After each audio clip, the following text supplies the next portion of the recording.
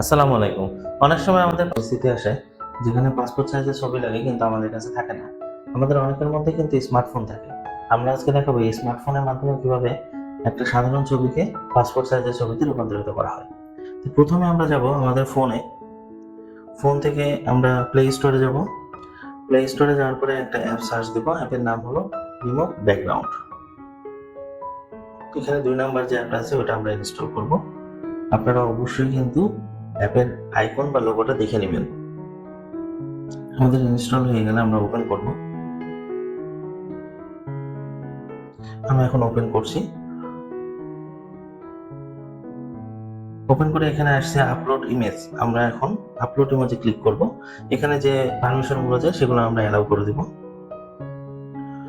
তারপর এখানে choose from মানে ৩টা মাধ্যমে আমরা ইমেজ দিতে পারি, একটা ক্যামেরা, একটা গ্যালারি, একটা ফটোস।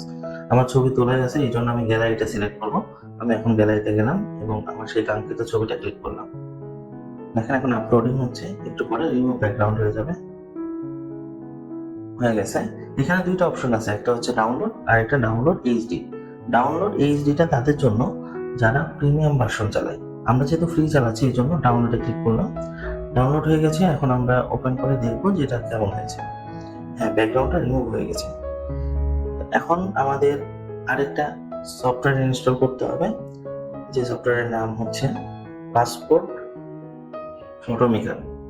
আমি এখন সেটা লিখছি। প্রথম যে অ্যাপটা আছে এটা আমরা ক্লিক করলাম। এটা আমরা এখন ইনস্টল করব। আমি আবারও বলছি যে আইকন বা লোগোটা আপনারা দেখে নেবেন, কারণ একই নামের অনেকগুলা সফটওয়্যার থাকে যেগুলো সঠিকভাবে কাজ করে না। আমি এই আইকন বা এই লোগো দেখে দেখলে আপনাদের কাজ করতে সুবিধা হবে। এটা 100% সঠিকভাবে কাজ করে। আমাদের ইনস্টল করা হয়ে গেছে, আমরা এখন ওপেন করছি।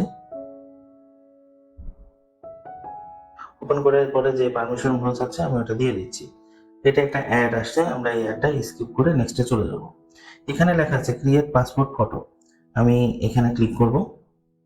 তারপরে সিলেক্ট কান্ট্রি, সেখানে আমি দেশ সিলেক্ট করলাম এবং ফটো টাইপ এখানে পাসপোর্ট আর ভিসা অপশন আছে। আমি পাসপোর্টের জন্য অ্যাপ্লাই করবো তাই পাসপোর্ট করলাম।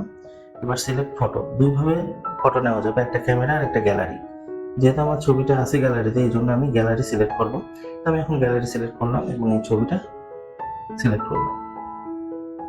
এটা যেহেতু একটা ফ্রি অ্যাপ এই জন্য অ্যাড দেখা লাগবে আপনাদের, এটা একটু দেখে নিতে হবে। এটা আমি এখন স্কিপ করছি।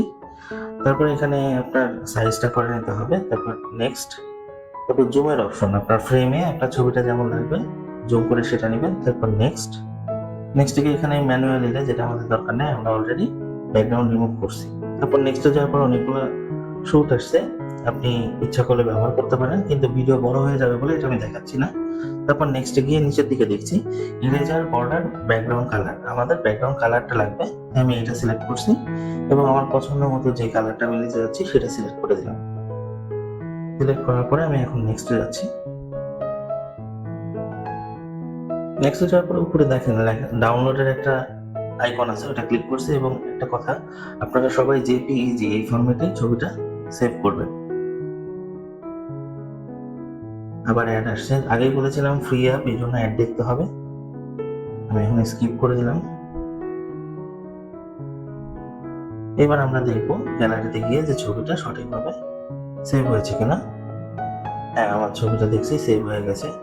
আশা করি ভিডিওটা আপনাদের ভালো লেগেছে। যদি কখনো মনে হয় এই ভিডিওটা আপনাদের পরিচিত কারোর প্রয়োজনে লাগবে, তাকে ভিডিওর লিঙ্কটা শেয়ার করবেন। আসসালামু আলাইকুম।